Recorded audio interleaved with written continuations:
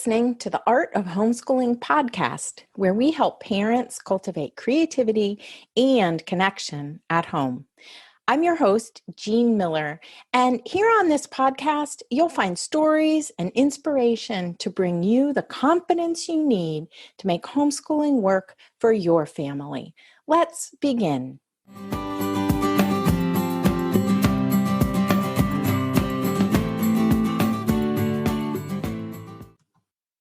Well, hello there and welcome to a new episode here on the podcast.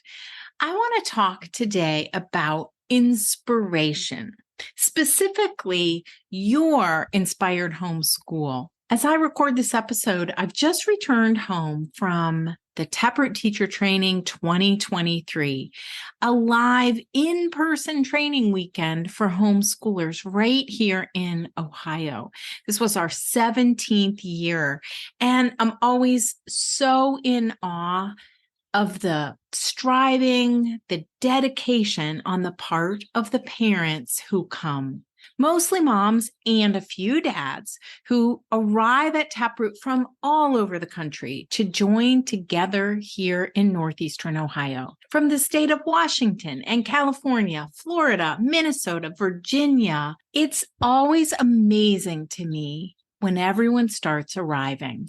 The first day at Taproot is so magical because I get to see the hope and anticipation all over the parents' faces. So touching, so beautiful. And then when they leave at the end of the weekend, there's such a sense, a collective sense really, of relief and confidence as they go home to bring lessons to their children. I want to send these parents home with inspiration. That's really my main goal, my underlying hope and dream for the Taproot Teacher Training. And the truth is that inspiration, it really comes from within. There's some that comes from within and some without, but it starts deep inside of us. So staying connected to self and then staying connected to others who are on a similar path and who are also inspired, both of those are equally important. In today's episode, I want to share my thoughts about inspiration along both of these pathways: connection to self and connection to others on the path. At the beginning of my Homeschool Simplicity Bundle ebook, I asked this question.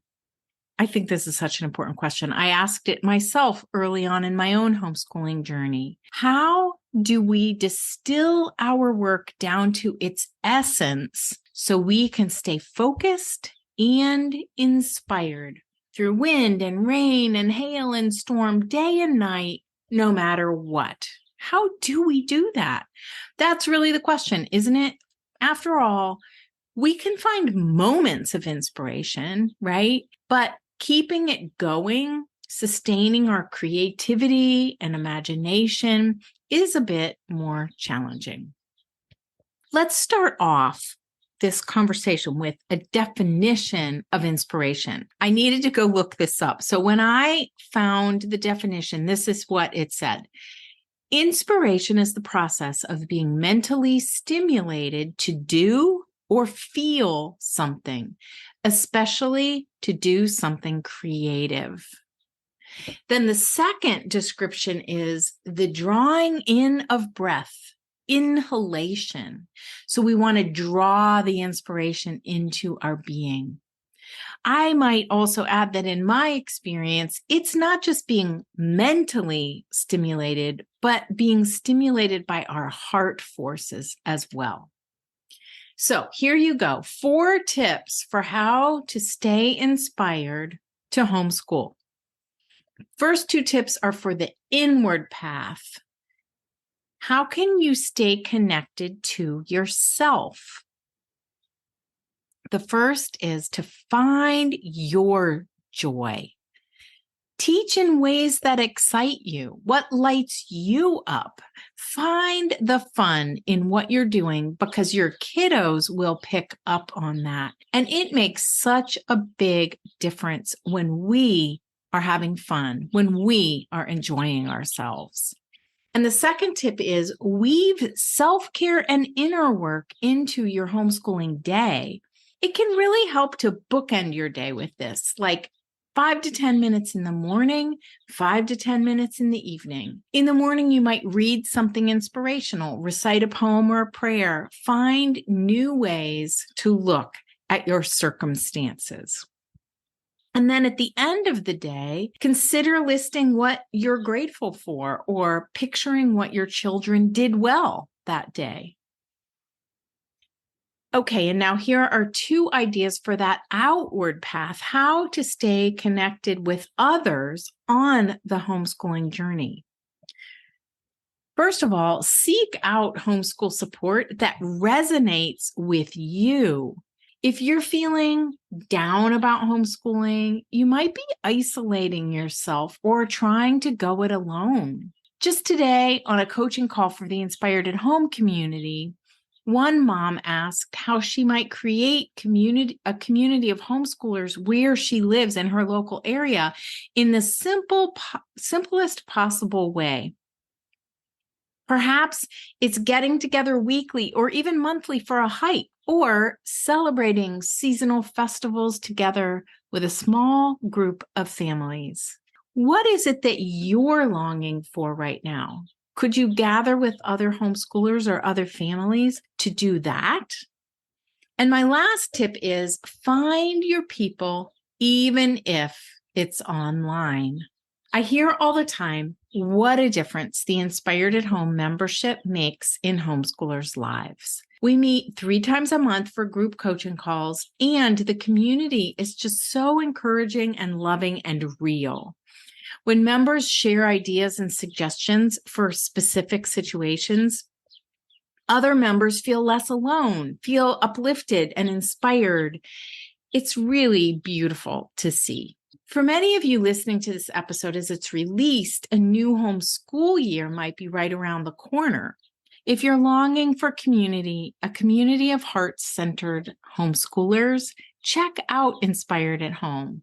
Each month, we have a masterclass focus. So every August, the focus is creating the space for homeschooling, both the physical space as well as your inner mindset space. Then we have these group coaching calls 3 times a month. We have verses and songs for each month and a loving community, as I said. Plus, all the past masterclasses that have been recorded are inside the learning studio so that you can access them anytime.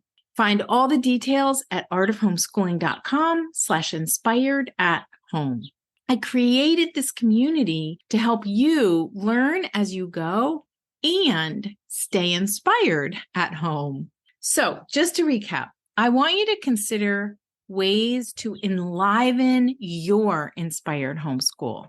Remember to find your joy, weave self-care and inner work into your homeschooling day, seek out homeschool support that resonates with you, and find people, other people, find your people, even if it's online. Remember, your goal is connection to self and connection to others on the homeschooling path. You can seek inspiration both within and without. Inspiration may ebb and flow, we all know that, but by focusing on both of these 2 pathways, you can create your inspired homeschool for both yourself and your family. Thanks so much for tuning in today. You can find the show notes for this episode at artofhomeschooling.com/episode 144. See you next time. That's all for today, my friend.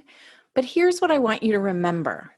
Rather than perfection, let's focus on connection. Thanks so much for listening, and I'll see you on the next episode of the Art of Homeschooling podcast.